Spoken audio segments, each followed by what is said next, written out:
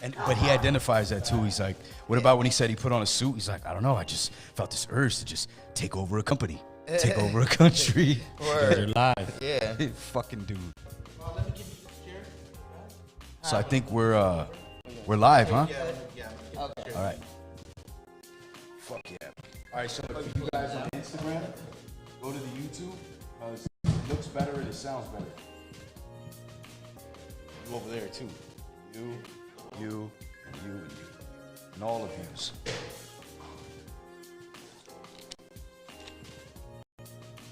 Oh, thank you, darling. Yep, I'll take that. Now, if we can get a little cognac in there. Oh, nah. So- Too soon. All right, so yeah, we're live.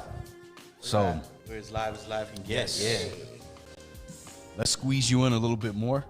Excuse me, Isaac? man. Yeah, let's get Isaac in here too. Asimov. Okay, Senor Asimov. Or I'm about to say we can actually Go to use that under the table. Yeah. See right there. Okay, there we go. I wonder if I should just do this. What matters is the centerpiece right here. I mean, you know, like we're just here to accentuate. All right, cool. So go to the YouTube. I'm gonna jump back on here just to tell you guys to jump on the YouTube. But yeah, I mean, you can go live on here. Gotta say, it's pretty much ready to go.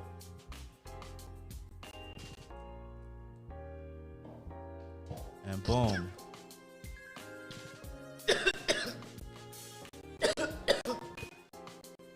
Shit went down the wrong pipe. shit. Maybe there was cognac in there. Shit. I mean, you don't know what they put in these syrups anymore, so. All right. Well, ladies and gentlemen, for the viewers at home, we have Rah Digga in the house. Hey! What up? I mean, you know, I'm practically speechless, man. Right. I'm sitting next to Rah Digga, was though. saying- You know what I mean? This is crazy. I wanted to come up with a whole bunch. I just draw a blank. I think I had said it earlier. I was like, damn, you know what? She was the crush for a long time. I mean, Aw. I Yeah. mean, you know what I'm saying? So we'll just leave it at that. I'm probably gonna just be blushing Yeah. right here. So let's next move to on her, from so. there. I just had to get that, I had to throw that out there to finally be able to meet you and say that what was really dope was finally getting to see you perform, because Yo, I always felt like I kind of missed your set or your show whenever I was around, and that shit was dope because Better late than never.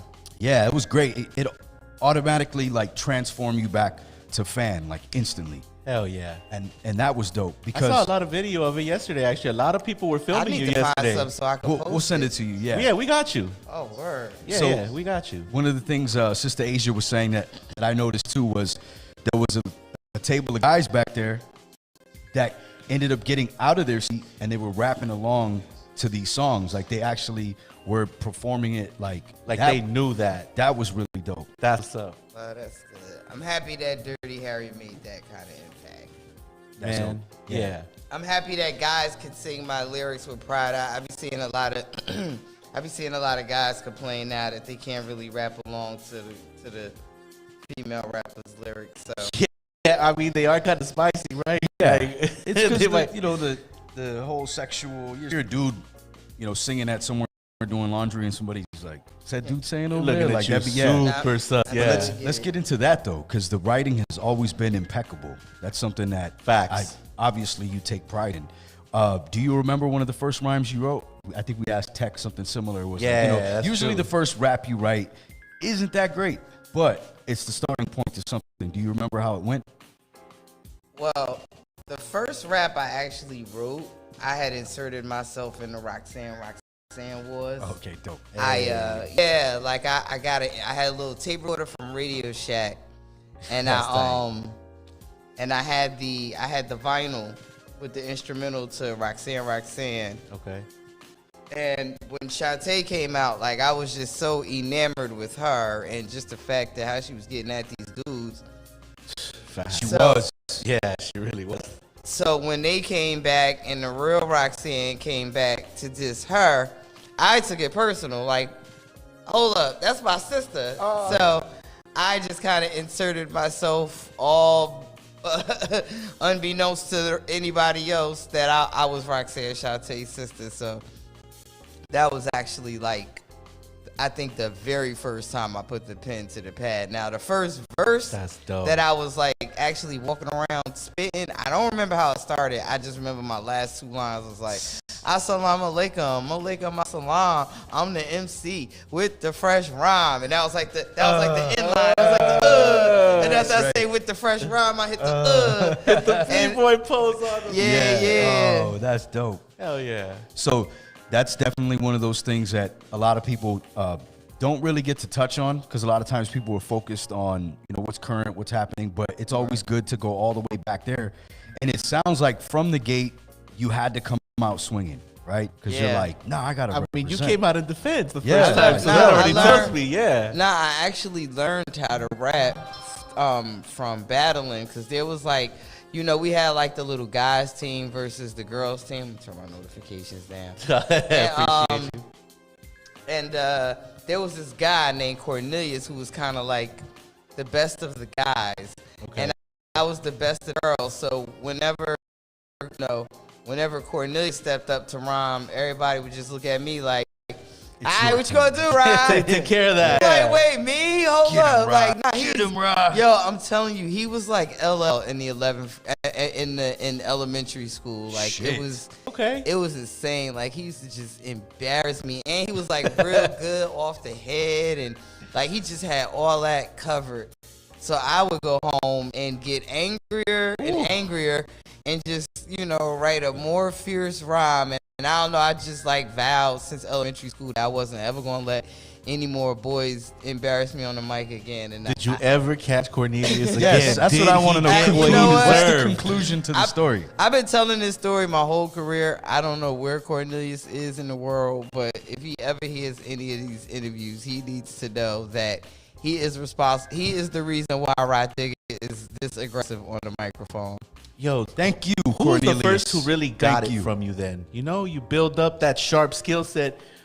Who did you eat first? Like, when was it that you were like, ooh, I'm getting nasty on this? I don't know. I did I left a nice little trail of carnage through my county. Between myself and the outsiders, either we was mobbing or, somebody catch one of us individual, and then, you had to like go to task then. But I'm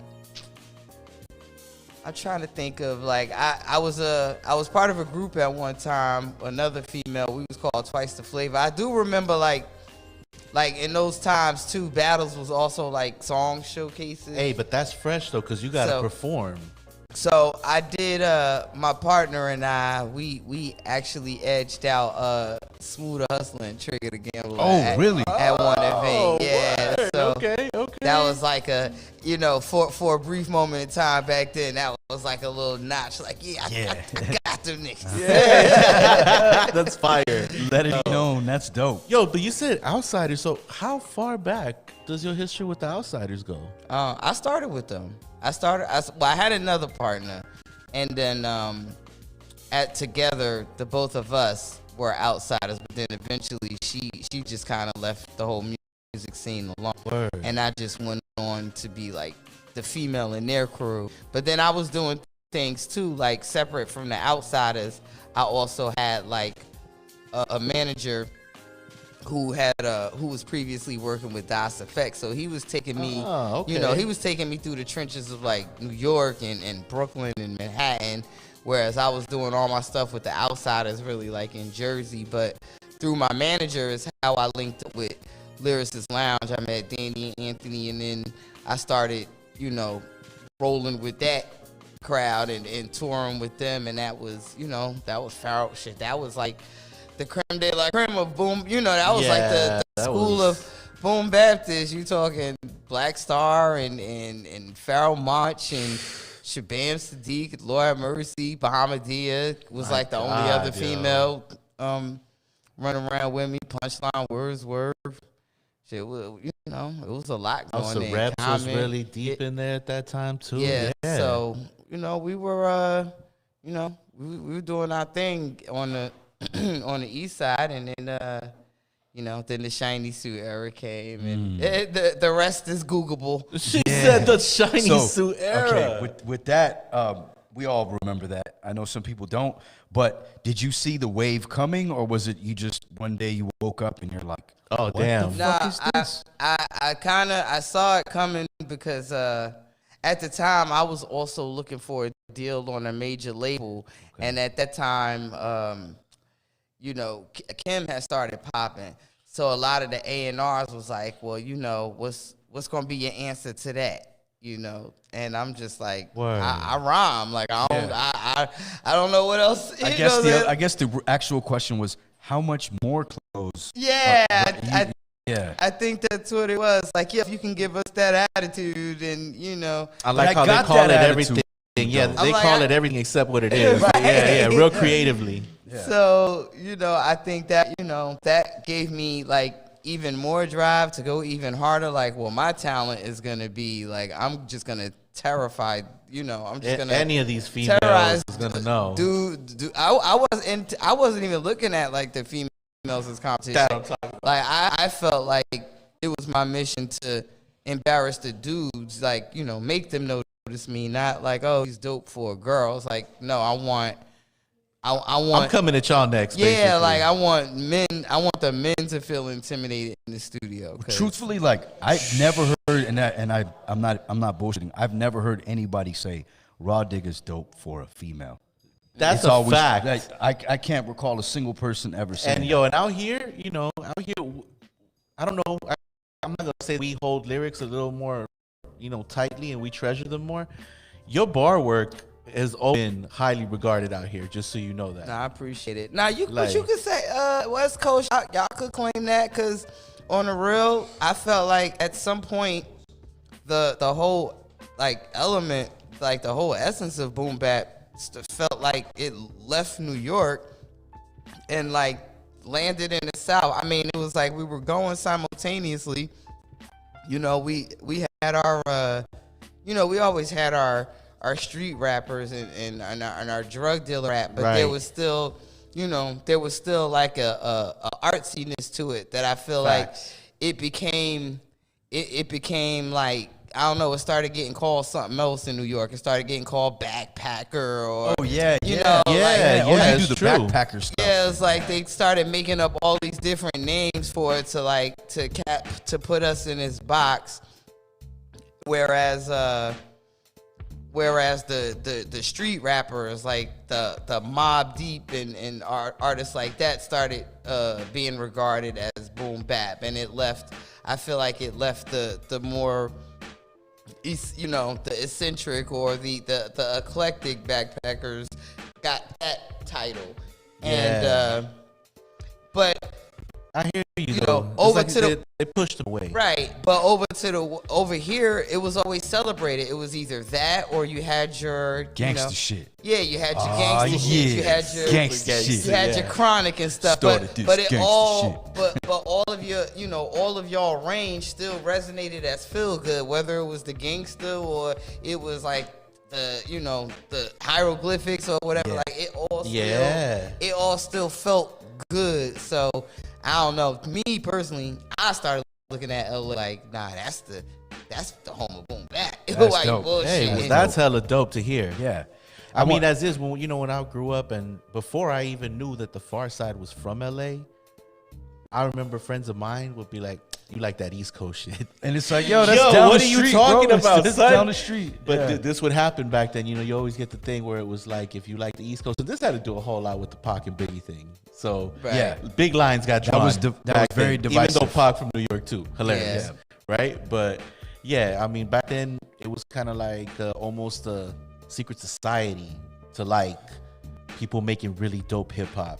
Yeah, even though it's coming from your own state, it was like, yo, nah. But have you heard what they saying though? Like, for example, that joint with you and Bahamadia, to be okay. Yo, that's crazy. That's all I'm gonna say. Do you have? And I asked this question before. I like asking MCs and writers, like, do you have a particular verse of your own that you're like, fuck yeah, I killed that one. That's the one right there. There's this joint I did to and I just let it go on SoundCloud. It's called Thinking Out Loud. Okay. And I got the beat from like an Illmind instrumental album, but it's so hard. I think it might have like the most numbers on my SoundCloud. I wonder if we could pull that up without getting flagged. You want to try it? I can only. He's hope. like, no, we'll get flagged. He's like, Well, you know, I mean, not for nothing. You know, when you upload music to SoundCloud, the stuff that's like registered like that, they won't even let you upload it. So I think maybe being that I was able to upload it, you may. Yeah, I think we should be good. May So what or should may I type not. up? It's May or may Thinking not. Out Loud. It's called Thinking Out Loud. It's Rah on my Digga. SoundCloud. Yeah. Well, I'm sure it's on YouTube somewhere or something. So yeah, but YouTube that's- right off top, they're gonna be like yeah. zero. Nope. Yeah, But- we had that issue before. I'm a big movie buff. That's definitely my my like, damn, I killed that, and I wasn't even like Is this the getting one? that other MC. Yep. Okay. Yes. And you can't hear this. You're not on the YouTube. Facts. I'm just thinking out loud. I'm fearing these spirits that I hear in these lyrics. Am I just being a paranoid conspiracy theorist? Seems like a deliberate ploy. Take these illiterate boys to perpetuate a lifestyle. Then they kick in the door and you spit the board. And the cops yell freeze. And you yelling don't shoot as you drop to your knees. And the cops still squeeze. And the block yell please. But the world too busy dumping icy buckets on me. And them fuckers go free. And it's too much to handle. Let me get back to rolling this bamboo. This episode is a scandal. It's nothing I can do about. Niggas drunk arguing about who's a thought, who's Illuminati. Cars too soon to cop. Similarities in rap to characters. Yeah, all of that. All of those All of things. that. Yes. You know, we were gonna ask that too because And it was about to get deeper. Oh man. Yo, We'll come back to that You too. made a post on your Instagram actually that kind of reminds me of that. You had said something about the 10-year challenge. And Where you take a picture 10 years ago, a picture now, a recent picture, and then an old picture. And, Yeah, and you said something along the lines of, you helped out the CIA with facial recognition software shit. yeah, yo, we're gonna ask you. That's actually very interesting. You killed that Illuminati at the end. Yeah. Fire. Well, there's more to it, and we'll come back to that. Yeah, we'll play more pieces of that. That was What is a conspiracy theory that you actually like keep up with? It don't got to be anything serious. It could be like, oh, they put this and this, or this guy really made that. Like anything like that. Is there one that you follow consistently? Well, there isn't any particular person that I that I focus on. I just like whenever there's a situation occurring in the world, I just like to analyze all the information. Right. Whether sometimes a lot of people like to discredit the message because of the messenger, but I'm a firm believer in where there's smoke, there's fire, and things that could be thought of can actually happen. So just because it seems like it's coming from a quack or something, it doesn't necessarily mean the information isn't true. So I just like to, take a grain of salt with all of it, right? Yeah. I hear you because some of these dudes are real controversial when you look at them as a person. But you're like, yeah, he made a point though. I consider all of it. What about Elon Musk being able to create Jurassic Park? Did you hear about that? What? I ain't never So heard about basically, that. like he wants to create a chip to help people that are paralyzed, and obviously insert it in their brain, and it'll help them with their motor function. So they'll be able to use a hand that they Whoa. couldn't, a leg, arm. But basically, somebody within his, somebody that works for him said he has the technology now to basically make a real life Jurassic Park if he wanted to. That's crazy. I mean, I believe it. Dude pushes. I believe, I want to see some of the other stuff. I want to see the spaceship take people to Mars, to Mars To the on a hotel on Mars, merry-go-round. yeah. I want to see the subway go from California to Vegas, what it's supposed to do. Oh yeah, please, fuck. I mean, that drive sucks. he say he got a bunch of stuff going on. Like, let me see it. I'm rolling. Let me see it. I've only though. heard about the one thing that has occurred is the hyperloop he created from his mansion to the Tesla plant. Is that what gave him the idea to do the Vegas thing? Like, Yeah, oh, fuck he this already drive. has a hyperloop. Okay. Crazy. You get in the pod and Yeah, you're like, I mean, I want to see it though. Yeah, I do too. I want to ride that. That must be Yeah, amazing. like I want to see it, but I believe you know he's part of the 1%. I believe they have the resources and the capability to do things like out of our scope. Yeah, For sure. I wanted to show you something. I'm not sure if you saw it. Who created the Thundercats? What's the Instagram? Oh, Milo the cat. Milo Oh, see, the look, did she see knows. it. I want to play it. I want to play. I want to see it again. Yeah, Milo's fire. I have not seen him miss. Go on those. Instagram, and we're looking for. Is it all one word? Milo the cat. Yeah, MYLO, the cat. Boom. Is that him at the top? Yeah, he be And wild. chances are, if you're into hip hop, you have seen this already or something like this. But this one is really dope because this is yours right here. This is really dope. Were you a Thundercats fan? Mm-hmm. Oh yeah. Any other cartoons Heavy. you were a fan of at the time? I was I was He-Man, She-Ra, Thundercats to the death. Yo, how She about was now the the death. new She-Ra? There's like a new series of that now, Is it? where like She-Ra series and she's the master of the universe now. Oh, okay. Yeah, that's wild. Shit. You probably got to dig a little deeper, right? Yeah, you probably gotta go down because Well, in the meantime, while you find that, you're looking. There it is. there it is. Right there. It didn't take too long. That's a Yeah. recent one. Yeah. This is dope. My hands stay dirty cause I play dirty. My hands stay have you seen dirty this cause I one? play dirty. Yeah. Terminology. Wait. Ghost styles. Oh no, you're playing the audio from something else. One of the hardest flow. Ah. I'm like, Let's try that again. I was like, yo, that beat's bang. No. Like, The with, sister write rhymes all day and all night. Dwelling south of the Hudson, New Jerusalem, in seclusion, using fake pseudonyms. I'm Drew Bag. Mine travels like a schizo on two tabs with do-rags hanging from my pockets. Need a rap chick to go back to pediatrics. Early lessons. Rappers like you was straight festive. And I say was tight, cause the sister write That shit rhymes is all dope. day and That's all hard. night. That shit Dwelling is dope. south of the Hudson, So- New so this is the first time Jerusalem, seeing in this? seclusion, Oh, my- using oh, yeah, you no, see I, this. I actually I got this posted on my Yeah, that's dope. yeah, I got that on my IG. He kills it the way he Shouts out does to that. My little cat. I wanted to show you this other dude that I'm hype on. He goes by B-Boy Blacks on Instagram, and he makes these figures. Right? He's done like Big L, Nas. He's done a bunch of people, and Oh. yeah. So I think it's only right that I'm gonna get a hold of him. I'm gonna have him on a show, but I think it's only right if you get one. Yeah, Of we you. need a Digga doll. Look at that. Doom. Word. See that? And they're all handmade. Like there's no mold or nothing. Like it's a one of one, and it's interchangeable. So you have change your kicks, change your hat, your shirt. Like crazy. This guy, I'm gonna have him on the show. He's in Malaysia. That's the only hurdle is like the language barrier. But look how dope that is. hey, but hip hop though, right? Yeah. All up in Malaysia, So properly rep right there. I think one of yours would look real dope. So Ah, we gotta make yeah, that happen. We gotta find that guy. Being a movie buff, 13 Ghosts. What was the experience like? That was crazy. That was actually my first movie experience ever. That's a dope first movie. Yeah, that was dope. Yeah, I came out here to audition for Baby Boy. Really? Word. Oh, that's Word. dope. Okay. And I thought I had it in the bag. It was like, okay, hood chick, you know, how hard could that be? And but I didn't get that role. And then on the way back home, my agent was like, yo, you think you got time to squeeze one more reading in? It was 13 Ghosts, but I was hung over. Like I thought my business in LA was done. Like it was nothing left to do but go to the airport.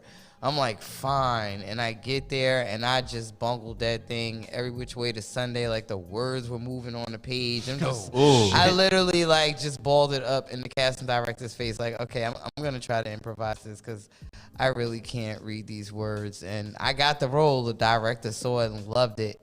It made me like improv like 70% of the movie. He's like, no, like whatever. Like they didn't really have a script per se for me. I mean, once I got the role, they had to put it together. But I think, my character was supposed to die. Like I think initially, I was just supposed to be. I don't even know if I was supposed to speak English. It was like I was just gonna be one of those like I was just gonna be one of those nannies in the way that gets killed. But I guess like my character just became part of the family. They didn't want me to die. It was like I made people like fall in love with me too much, and they had to. I could see that happening. They had to rework the script, so I felt good. And I went to the director. I was like, "Yo, can I live?" He was like, I was just discussing this with Joel Silva, being the producer of it. He's like, "I was just discussing it with Joel. Let us think on it, and we're gonna consider it." I mean, you got to think like a progressive plot twist. You got to admire that. I like that. Like they had an idea set, and if you keep a character alive, you got to move a lot of stuff around. So that means you had to have an impact. Your end game changes. So Yeah, it's like, hungover or not, you must have that fucking smile nailed did it. it. That smile did it. That smile. That's what it was. So, is there any other stuff that you tried out for? You said Baby Boy. Oh man, let me tell you. After I did 13 Ghosts, then I got the role of Carmen. Then I was really gassed. That's dope. And I tried out for a bunch of stuff, but then I learned the hard way. Like, oh bitch, you're just a rapper. Like, be clear, okay? But how did you learn that though? What was the turning point? So I auditioned for The Curious Case of Benjamin Button, lost it to Raji. I auditioned for Fantastic Four, lost to Kerry Washington. I tried out a pilot for the Boondocks. Myself and MC Light, we both lost to Regina King. They had her doing both voices.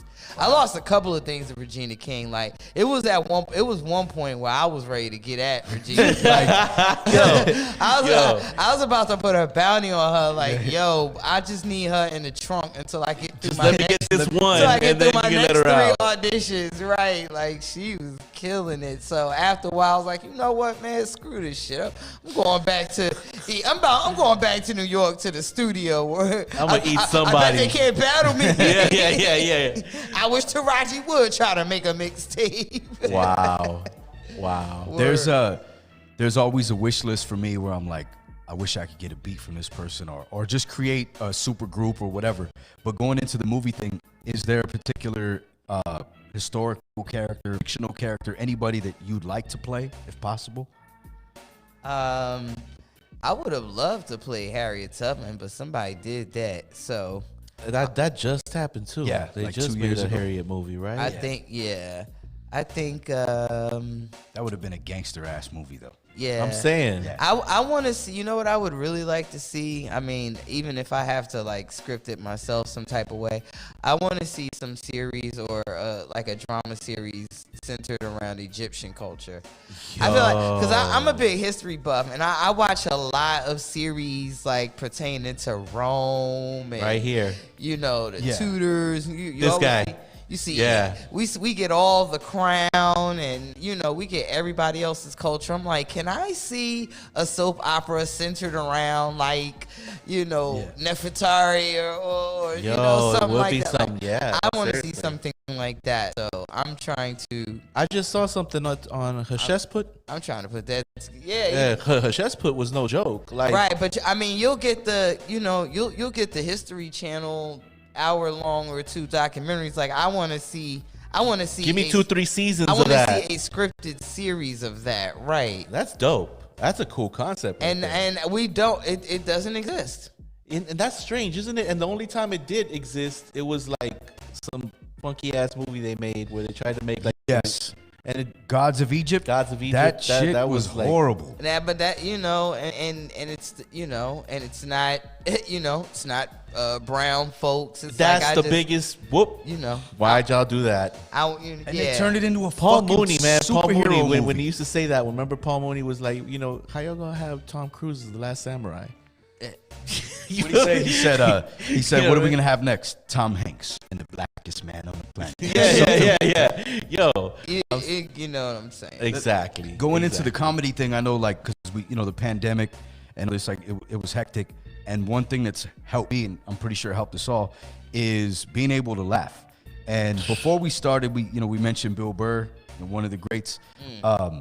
Who are some people you go to if it's another podcast, if it's a comedian, if it's or old Eddie Murphy? Like, what is something that always cheers you up whenever it's on or whenever you see them? Yeah.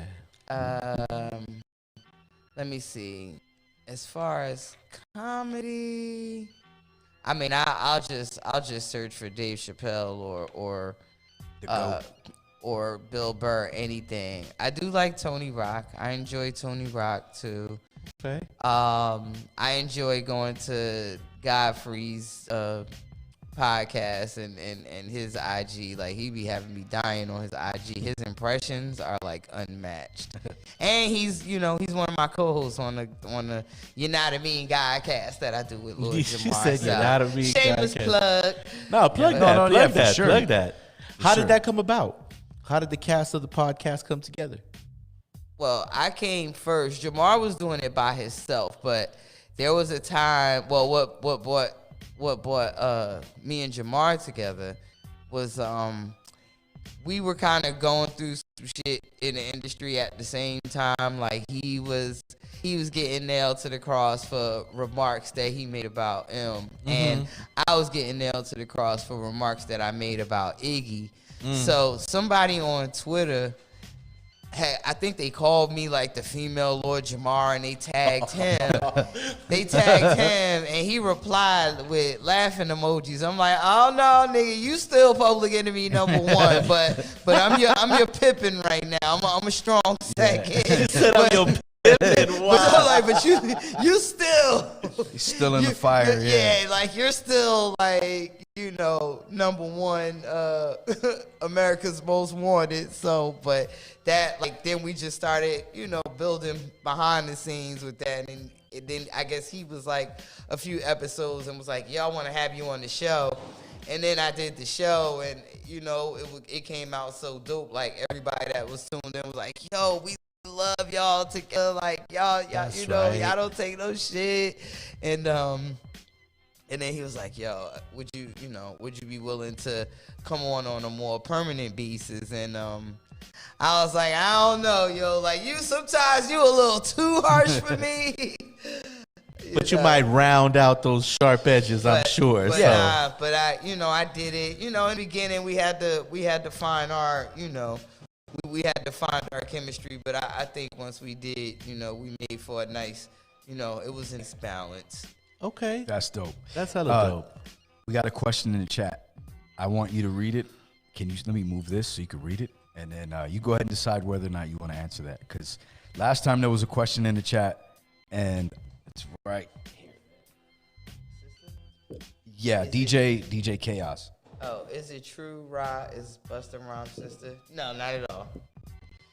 So, I mean, how soon did that start? As soon as you guys started working together? Like, was it just people just want to... I know, shit, when we had Tech on here, there was a question. It was weird because I guess he had said a line in a song, something about McGirt. But this is before ODB had ever changed his name at all. Yeah. And somehow the hip-hop world got a hold of it and twisted it and was like, yo, that was about ODB. Well, the hip-hop spin office is run by many people. So Yeah, so with that, like, rumors like this get started. Let's see, did you write the hook on Pass the Dutchie? On Pass the Dutchie? Well, on the Pass the Dutchie flip. Yes, I wrote the hook. That's my song, Imperial. No, I told a story one time of Busta suggesting that I should listen to that, I should use that song, like the original, for inspiration of the Imperial hook. I was like, that's the closest I ever came to, like, anybody, like, helping me with some rhyme shit. But as soon as he gave me the concept to kind of to flip that melody, then I came up with the words and later. Because I actually was stumped. Like, I didn't know what to do with the hook of the Imperial record. And he was like, yo, what about the Pass the Dutchie? That's a tight suggestion, though. Yeah. Like, he kind of hummed it out, like, And I'm like, oh, Digga on the radio. And, okay. And then, like, Which is one of your flyest hooks, I got to say. And I ended up, he's a straight up, yard man. So that was, and like, it wouldn't have crossed my American ass mind to put some yardy shit right there in the hook. Yo, So did that, was that to his benefit idea. making music around Busta with that, with a little bit of that flavor in there? Well, Like when you guys did, like, say, flip mode joints? Well, I mean, he was like the king of hooks anyway. Like he did Right, most of the time when we start working on a Flip Mode song, he would already have a hook in mind. Like he would kind of put a hook down already, and then everybody would just be in their respective corners putting their verses together. So that's how most of the Flip Mode songs came about. Like even the Mariah record, like he laid down the singing reference first for her, and then and gave us the idea of what we were going to be talking about on this record. So That's dope. Another dope record. I wonder how many times you guys all went to your corner to write, and then you came back and you're like, "Yo, this is what I got," and then somebody had to go back to their corner because Rah Digga don't play. Rah Digga don't play. That probably having every song. That's right. That's right. As Shit, it should not just be. Flip Mode. Tell the truth, y'all. Uh-huh. I got a lot of cameos out here in this world. Yo, There's like on the Fugees record. Look, especially when you do a song, you do a verse with somebody, and the record don't come out for like 4 years. Like y'all know y'all was reworking, but Damn, 4 years and they still couldn't eat you back though. Huh? I ain't gonna hate. Hey. We got another question in here. How did you end up connecting with the Outsiders? And that's from Elevated Mind State. Shout out to everybody that's in the chat, the people that know how to follow instructions. Connecting with out. Well, we were all from Jersey. Like we all met in Jersey on some like you rhyme. We end up in a cipher together somewhere, and some people, just stay. I don't know, up. man. I've always had the opinion though, Jersey Is different when it comes to slept on. MCing, Yeah. though, We but for sure got Like- the best MCs. I've always said that. I've always felt like New Jersey MCs Stretch. were doper than New York MCs because like New York always had that rite of passage. Like we're from New York. We are just technically, theoretically, the hottest shit in hip hop. So if you're from anywhere else, if you're from Jersey, if you're from Philly, we like, nah, fuck that. We tired of y'all treating us like underdogs. So we would extra rhyme just to be able to get at anything to they prove do. ourselves. I feel like along with the lyricism in New York was also responsible for a lot of the flossing. And we wasn't really, from Jersey, we wasn't really trying to floss. A lot of dirty niggas in Jersey. But rap their ass off and have fly cars. Like, cars was our thing in Jersey. Okay. And Jersey Drive. And then Philly had the, they had the god bodies and things of that nature. So I feel like outside of New York, you were just going out of your way to prove. Like, it was hard for New Jersey artists to get on the radio, but it seemed like New York. That's why Outsiders was a really dope name for a crew of slayers coming out of MJ. Outsiders. Yeah, that's fly, man. I was always a fan of all of y'all together. Collectively, y'all killed stuff. Like the Fuji record, man, the first time I heard that, I was like, oh my God, this is ill. You and Lawrence back and forth was fire too, yo. Thanks, guys. Like, that was fun. Yeah, definitely. Now, you said something about Roxanne Shante earlier. I saw that you, her, and I think Valentine were all together recently on a small thing about women in hip hop, correct? Yeah, that was Street Soldiers. For Street Soldiers, right? Yep. Yeah, that was really dope. I actually checked most of that out. Yeah, I really dig. I mean, Roxanne, she's outspoken, she's a dope one. I mean, hey, I learned from the best. Roxanne, Light, and Latifah. Those were like the big three. Yeah. That's a pantheon, though. You're talking some heavyweights. But those were the three that I studied growing up. I mean, I ain't no sense of playing around with the underlings. Like, what about the dudes, though? What was like my big three and the men were Rakim, G-Rap, and KRS. Enough said. Okay. Those were like, if those three had a baby, it was me. It was like those three women, those three men had babies with these three women, like Latifah and the Roxanne. super fusion of all of you together. The genetics alone, rap genetics. Of their DNA, created. Well, that and you got the benefit of your voice. Your voice is very dope, and in the way it goes with your delivery, it doesn't play against it at all. So it's something I've always dug, and I really liked. I like the nicknames. Like Dirty Harriet. And that's dope. Dirty Harriet. And I'm like, yo, this is fire. I always wanted to see something more about the Dirty Harriet character. I feel like that should be like its own Like- little like comic that's- book. It should be its own. And that's the Harriet. See, a lot of people was thinking Dirty Harriet was a play on Dirty Harry, but it was really Harriet Tubman. Yeah, I kind of figured. Yep. And then the Dirty was just Jersey. Excuse me 1 second. Oh, she said the dirty was Jersey. Hell yeah. Pour excess like the that melted out. Yeah, I got you. I can make a fresh cup. Thank you. Hey, yo, Dr. Pepper's essential. Word. I wanted to ask you, not to take it to a dark place or whatever, but after Doom passed, we had a guest on there who had actually booked one of Doom shows out in LA. Any DMX stories that you'd like to share? I'm sure you got a couple. I do have well, DMX was like I would consider DMX a friend. Like he was like one of the realest, like true people that I've met in the industry, but real funny story. So we have the same birthday, December 18th. Oh, okay. And the story takes place in LA. So check it, right? So one year, I want to say we're at the Laramitage or something. And he was like in his corner, his people's celebrating birthday. And I'm in my corner, probably like 1 or 2 people or something. Or I might even been by myself because I roll, I fly solo a lot. I know I was having me a drink, but we were in the same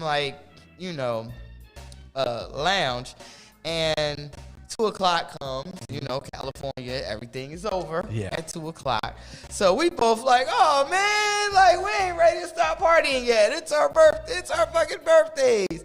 So he's like, oh, why aren't you celebrating your birthday too? He's like, shit, let's hold on. He's like, I got a suite upstairs. Let's go upstairs and finish partying. And I was like, what? Like I got Wait a minute. I was like, wait, what? Come again?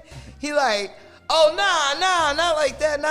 I don't mean no disrespect. Nah, my wife and kids upstairs, like, nah, nothing like that. I'm like, oh, I bet. And I ended up going upstairs. At the time, he was still married to Sharon, and I met her, and the kids were asleep, but met her, and she like, oh, beautiful sister, and we ended up smoking the entire night, just talking. Like, he just was dropping so much fucking gems on me that night. By the time I walked out of his suite, it was like the next day. Like I don't know how long I sat in there, dope. but just for hours, like he was just schooling me on like industry shit, personal, God, like we was praying, like he just really was like, giving me knowledge, because I think I had said to him like, I want to keep being on the path that I am. Like I want to represent this, female and raw, hip hop essence. But I was like, I ain't even going front. I feel some type way. Like I feel like I'm losing to all the other females. Like they getting the billboards and the Grammys and the awards and the accolades. Like thinking I'm the nicest MC ain't manifesting. And ain't putting numbers on the board like everybody else. Like I don't know if I'm doing the right thing by, walking this road. And he just reassured me. He like, nah, believe you me. What you just stay on the path. Like he gave me confidence to stay in my lane. Like, no, you stay on the path. Like he's like, believe you me. Niggas is checking. We hear like he quoted bars from my album. Like I'm not even thinking DMX even heard my album. Right. It's like you're your own worst critic, but it just reassured me that hold up, somebody that just went diamond is actually like listening, checking for those verses. It's like memorizing Rah Digga bars. So I walked out of there like, I'm gonna whoop these motherfuckers. I'm gonna continue to whoop some. That consistency ass, and that was like, that Shit, was great. on that note too, Polka One is an MC from out here. She said, just want to say Rah Digga was my inspiration, pushing 8 months pregnant, rocking stages. Hey man, that was that was another thing I took pride in doing. I mean, now we Wow. We see it regularly now, but I felt like I was doing some hardcore shit. Like I think I seen a video. I forgot That's what no club it was. joke, though. That's the most gangster shit. Like, yo, nah. Fact. and I meant it. I'm like, I got 30 days to get a record deal. I'm about to rap like hungry, never yeah. before. Yeah, shit. All of that. You Now- take all those experiences and put them all into what you got. Now you've been rolling with Conglomerate before it was Conglomerate when it was Flip Mode, right? And that's pretty much. Well, been, they are two separate things. Oh, really? Conglomerate is like a whole nother cast of characters. You know, Flip Mode is always Lord Have Mercy, Baby Sham, Split Star, Rampage. Right. Conglomerate was like, I think like was like Aaron Cooks and Reek the Villain, like all of basically all of the artists.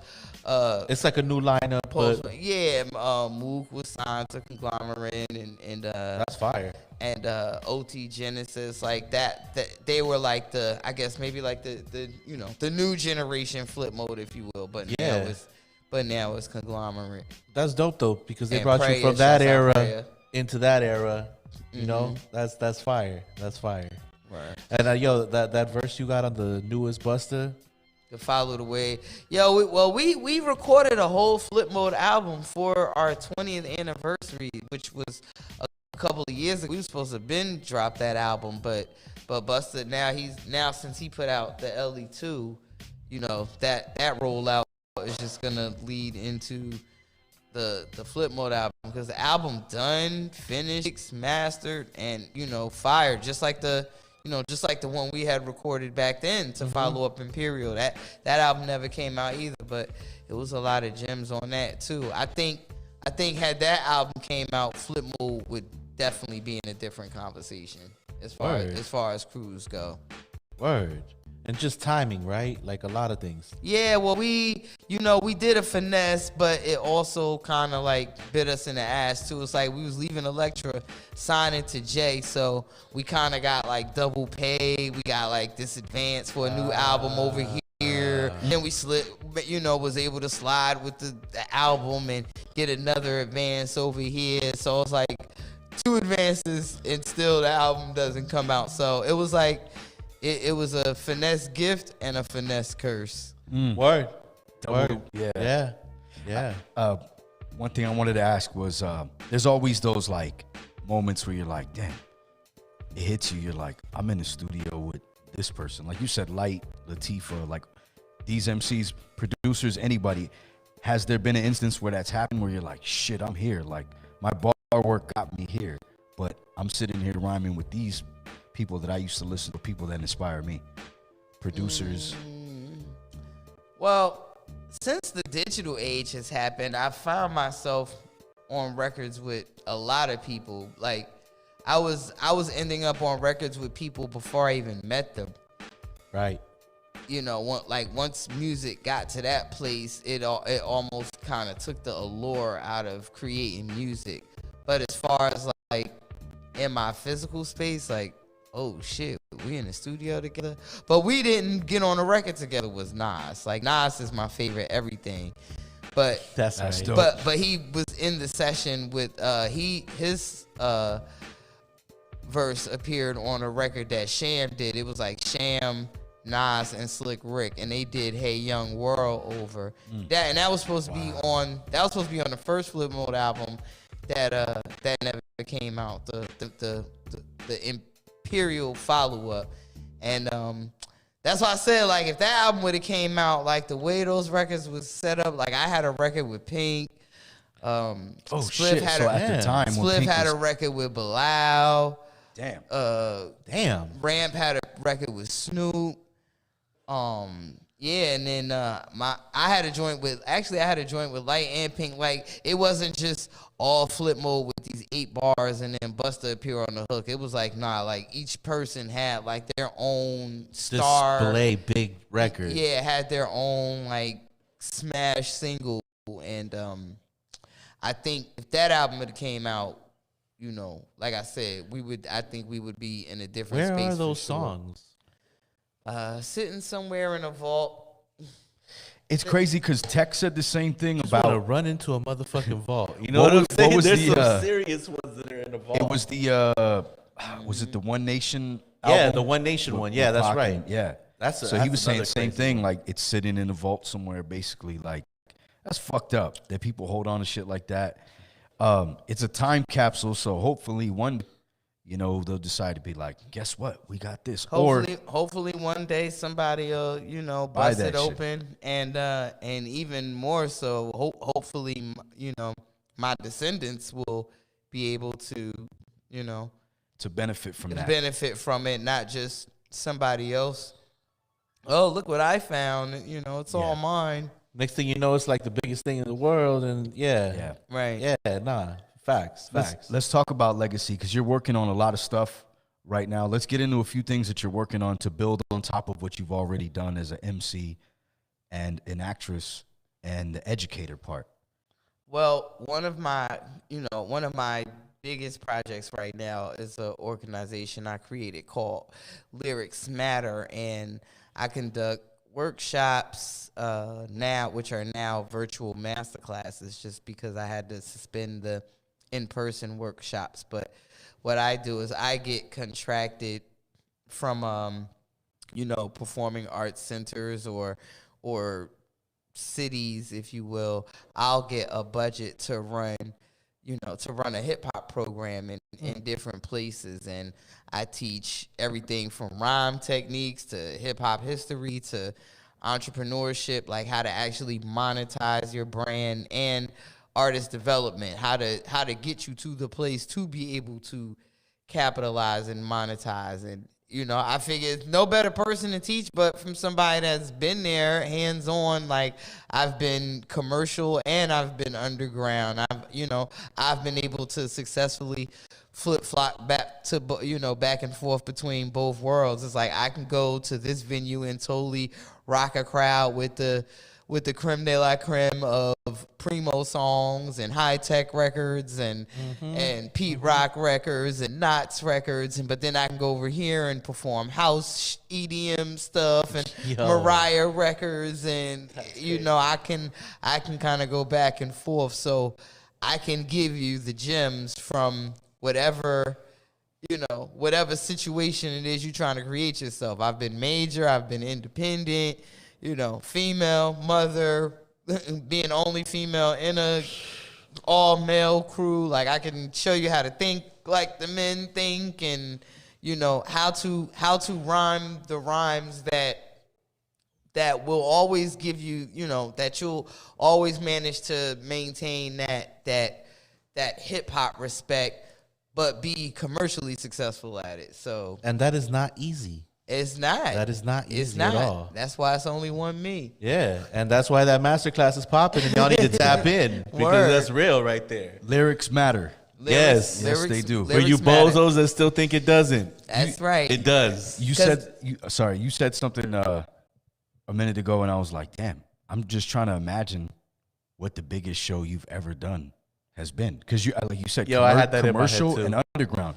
Because it's one thing, you come out on stage, but like, oh shit, that's a lot of people. Well, the biggest stage that I've ever performed for was Michael Jackson's 30th anniversary. Oh, that is by far the pinnacle of my career. Like, if I never do anything else musically in this world, I can say I was on stage with Michael Jackson, motherfucker.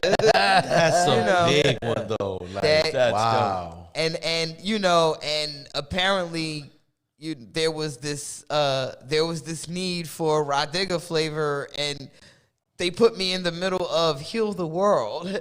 So it was like, you guys ready for some like, gangsta shit? that's fucking amazing though. It's like you've got these beautiful songstresses. You've got Monica, you've got Deborah Cox, you've got Tamia, you've got Maya doing this beautiful rendition of Heal the World, and then Digga just comes out like, bust it!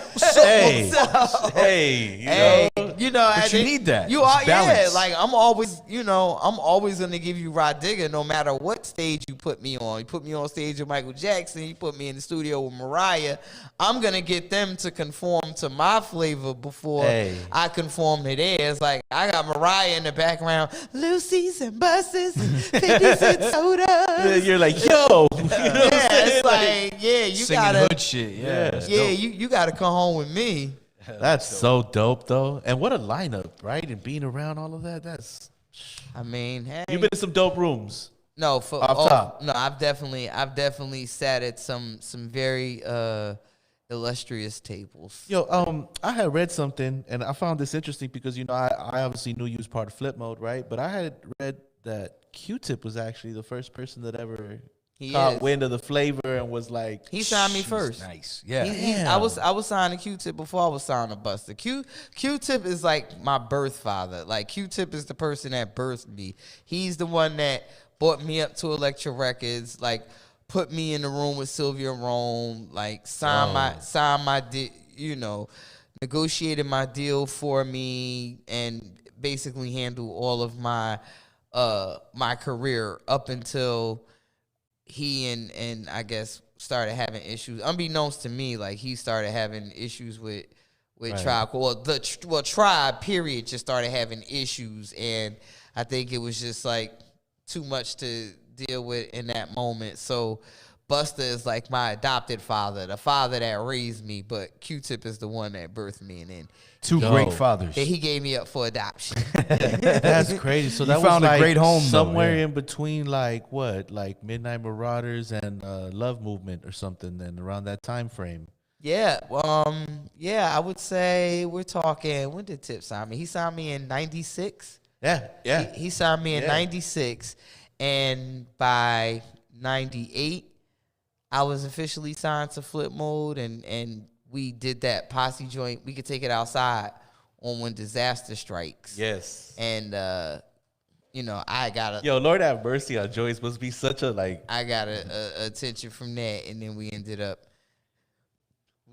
We ended up working on the Flip Mode album. Now, Lord was, me and Lord had history even long before that, because Lord was part of the Lyricist Lounge circuit, and both Lord and I were signed to Das Effects at the same time.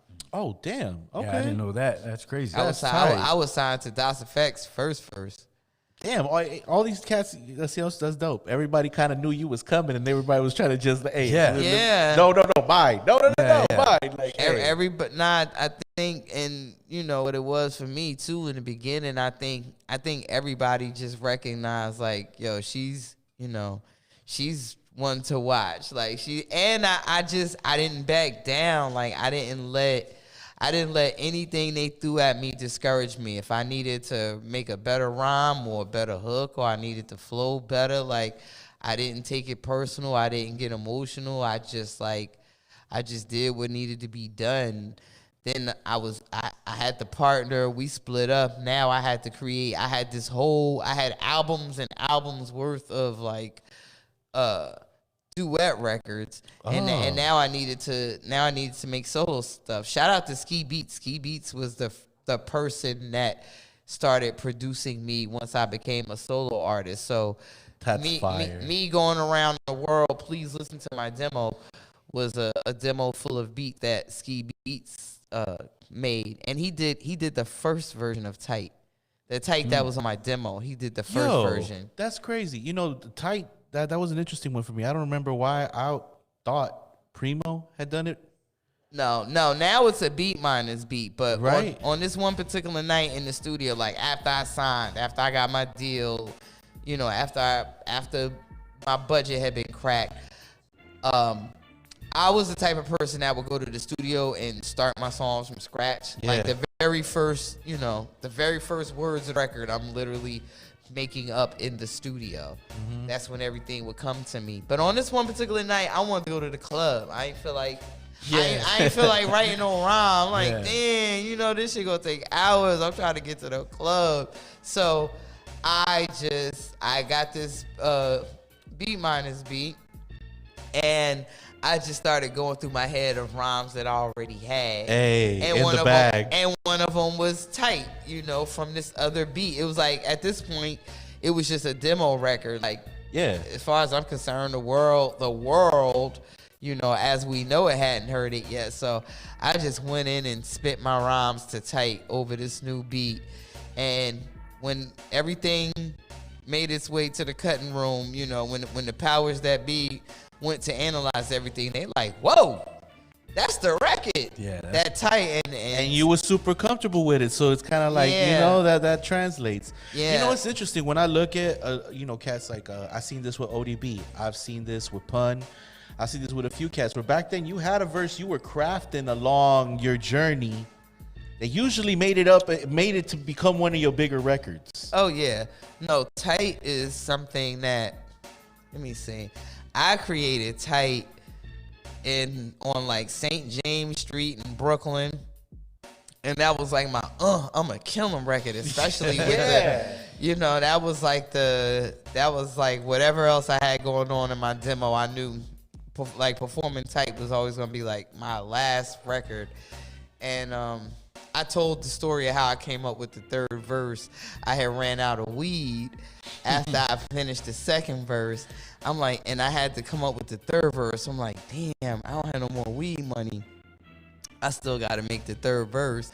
So I just went outside and was like, my boyfriend put me out the car. I need $5 to catch the train home.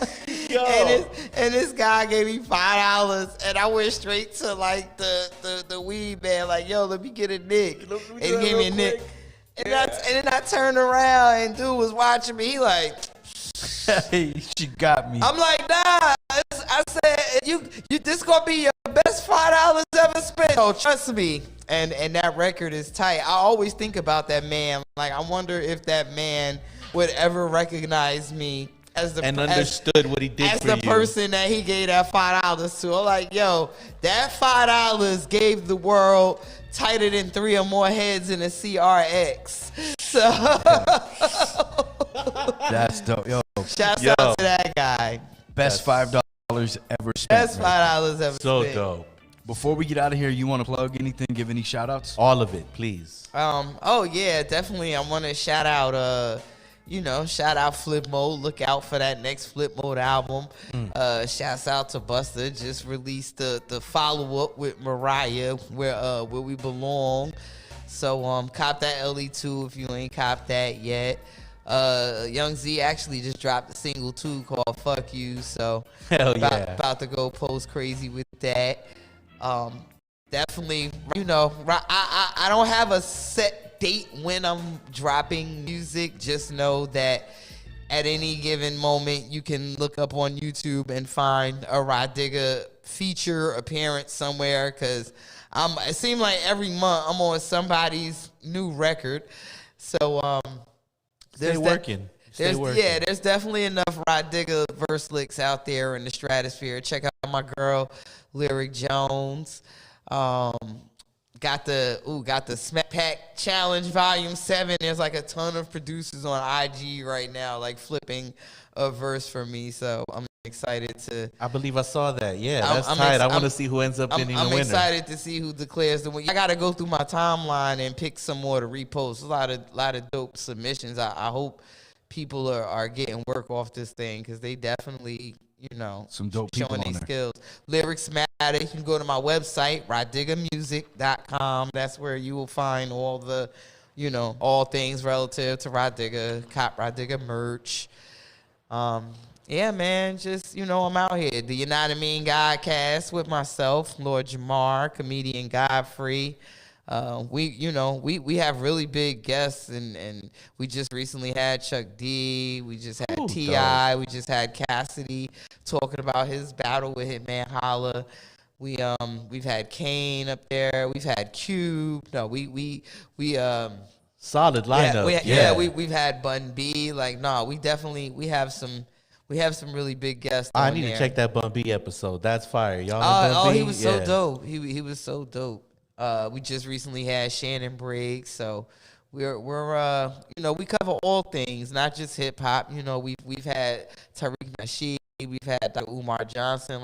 That's dope. We get into politics. We have health experts. We just we're just all things black, and And it's very insightful. It does get heated. It gets charged because Lord Jamar don't take no shit and Rah Digga don't take no shit. So it turns into a shootout here and there a little bit, right?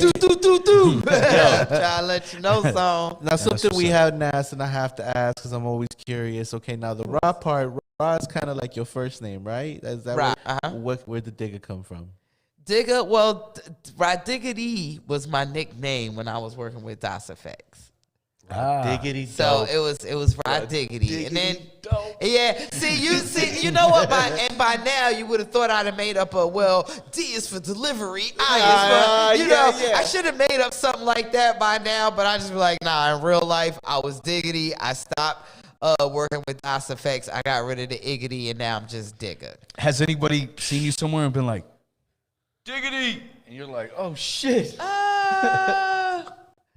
I don't think so. But we know what I do get all the time everywhere is Digga, birth name right here. And I crack up because I be looking at them like, do I really sound like that to you? It's like it's like they always have to they transform into this.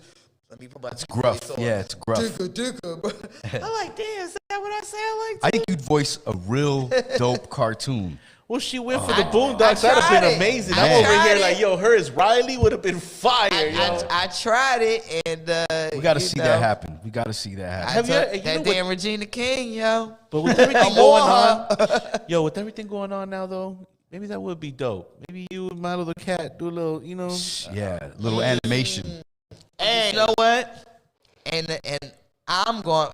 When I leave here, I'm gonna reach out to him and make that happen, and you have to get a cut. That shit'll be dope. You have to get a cut for Pioneer. You come and you premiere that with us, and you know what I'm saying, it's love. That would be dope. No, but that's fire. That it really is, and I'm just glad to see you working and still doing your thing, still staying sharp. Like, I love that about hip hop. How before everybody would make you feel like hip hop is a young person's game and it's a rap. And it's being disproven so much lately. I love seeing that. You know what's so crazy though? What people don't realize is it's a young man's sport to the people that are that age. However, hip hop itself is an aging thing. It's like everybody that was when we were 20, our fans was 20. We're 40 and 50 now, but guess what? So are our fans. Yeah. Mm-hmm. So it's like you don't have to worry about trying to conform or walk the path of the 20-year-olds hoping to fill up shows and arenas, because guess what?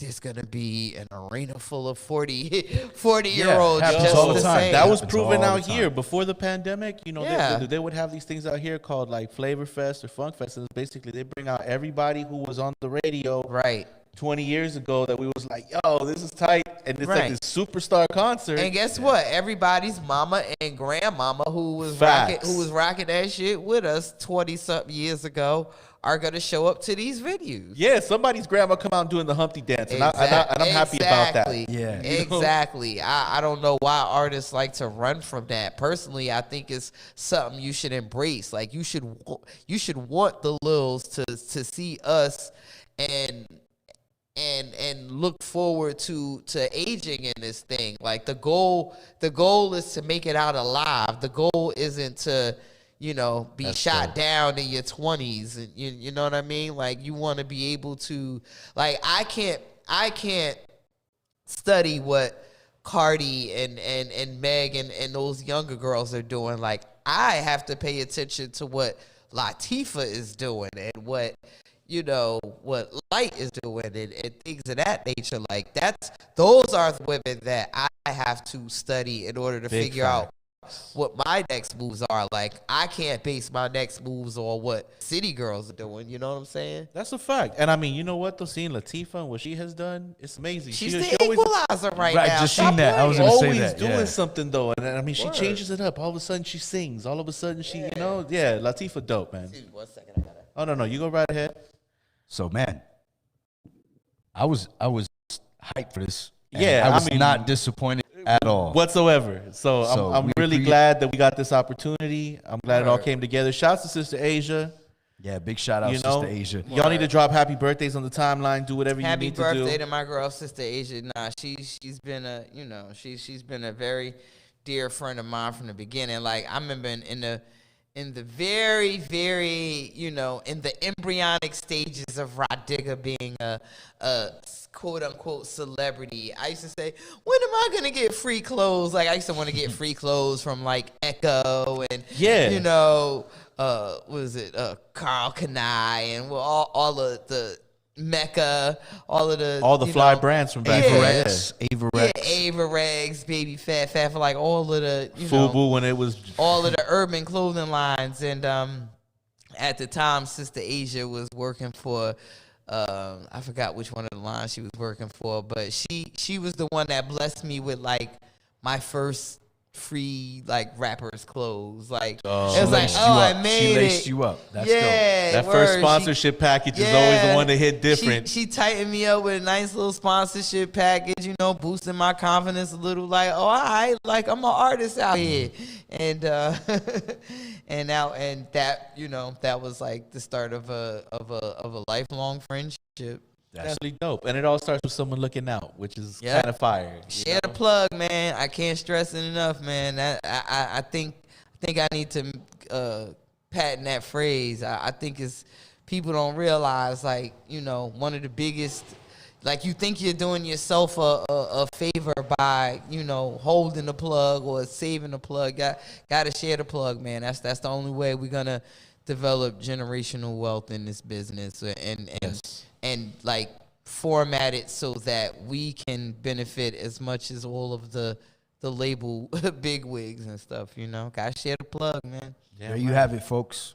So when you see the Share the Plug shirt, it's Rah Digga. Understand that. Share the plug. Yes. All right, so we're out of here. Pawz on podcast. Rah Digga, thanks again for coming through. Really appreciate everything. Yes, you are awesome. No doubt. Much love. Much love. Thank you for having me. Definitely.